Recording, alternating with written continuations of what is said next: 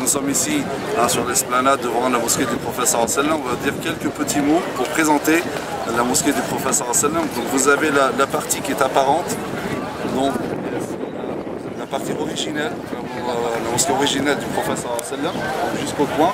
Tout ce qu'il y a derrière, c'est l'agrandissement. Donc au départ, la mosquée du professeur sallam mesurait avait une superficie de 1050 mètres carrés. Ensuite, le professeur sallam l'a agrandi lui-même et donc la surface était de 1425 mètres carrés. Ensuite, Omar a fait un agrandissement de 1100 mètres carrés.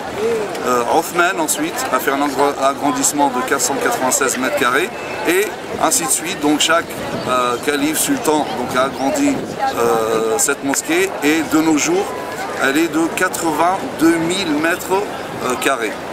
Et juste ce que vous voyez, l'esplanade, les places autour de la mosquée, donc il y a 23 200 mètres carrés, ou 23 500 mètres carrés. Alors pour l'histoire, les minarets que vous avez, donc au départ il n'y avait pas de minaret, Bilal faisait l'adhan sur une maison élevée, donc d'une femme qui appartient à la tribu de Banu Najjar, parce qu'elle c'était la maison la plus haute de Médine, donc il faisait l'adhan dessus, ou sur un pilier de la maison de Ibn Omar. Ensuite, donc c'est du temps du calife Al-Walid ibn Abd al-Malik, et c'est le gouverneur de Médine, c'était Omar ibn Abd al-Aziz. Donc c'est Omar ibn Abd al-Aziz le premier à avoir donc, construit des minarets pour la mosquée du professeur sallam. Les trois portes que vous avez la première, celle-ci s'appelle la porte de l'Baqir. La porte de l'Baqir, elle vient juste après donc, la tombe du professeur sallam. On rentre de l'autre côté qui s'appelle Bab al-Salam et on ressort de Bab al-Baqir parce qu'elle donne sur le cimetière al-Baqir qui est juste derrière. Ensuite, à ma gauche, donc à gauche, il y a la porte de l'ange Gabriel, Bab Jibril.